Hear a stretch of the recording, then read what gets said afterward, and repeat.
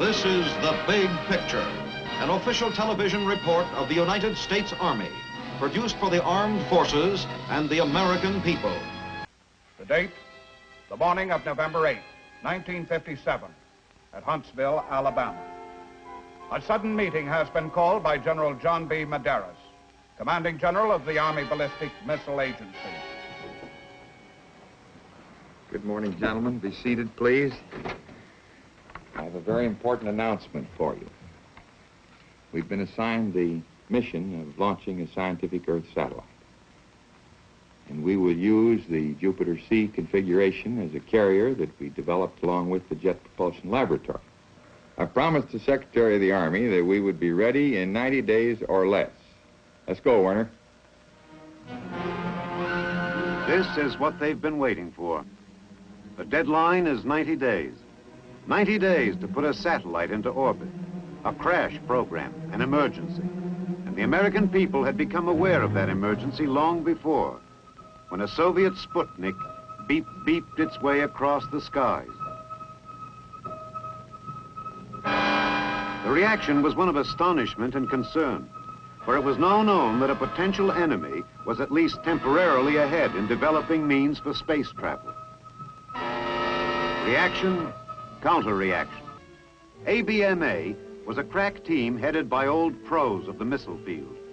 Dr. Werner von Braun, director of the Development Operations Division, supervised over 3,000 scientists, engineers, and technicians with more years of practical experience than any similar group elsewhere. The decision was passed down. Modify the Redstone ballistic missile, the Army's most powerful weapons carrier over a 200-mile range. Why the Redstone? It had proved itself again and again on the ABMA launching pads at Cape Canaveral, Florida.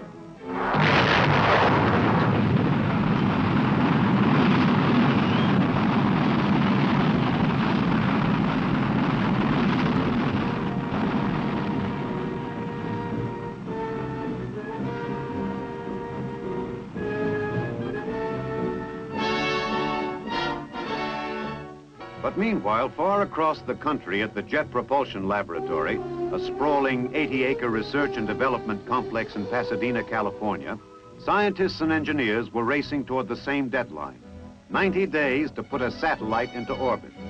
Their job, furnish the high-speed upper stages to take over after the first stage powered the satellite to the prescribed distance from the Earth.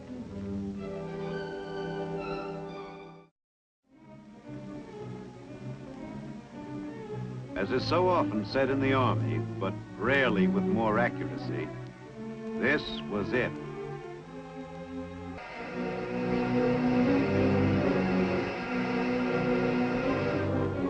Minutes click past relentlessly.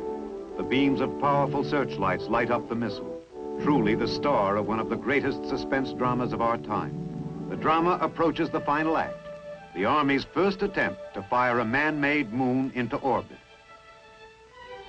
Time, late evening, Friday, January 31st, 1958, in a blockhouse at Canaveral.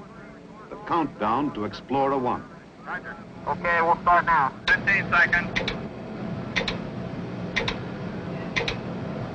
10, 9, 8, 7, 6, 5, 4, 3, 2, 1.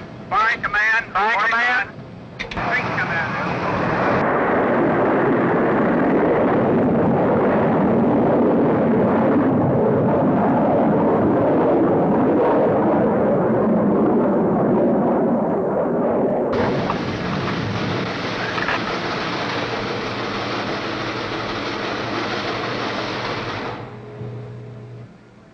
The missile is in flight, but the success of its mission is still in doubt. It will take another hour and a half to know whether the satellite is in orbit, the most tense and harrowing wait of all. About midnight, not far from the now empty launching pad, General Medeiros finally called his assistant, Colonel Leonard Orman. Hello, Len. You can send this off to the Secretary, that our satellite is definitely on orbit. Now get that off, and then I'll give you the figures in a few minutes. Okay, boy. 20 minutes later, Dr. Porter opened the question and answer session by introducing 3 of the key men in the success story of Explorer 1. The question is, has any form of life been placed in the satellite? I think I could answer that one almost myself, not intentionally. Maybe we have a Florida cockroach inside, we don't know. Everybody welcomed the touches of humor, for it was, after all, an hour of jubilation. Just one more, came the inevitable plea from the photographers. And exhausted as they were, the trio obliged, with what was to be the page 1 spread in newspapers all over the world. In plain language, the United States was in the space business along with the Russians, and Explorer 1 was the beginning.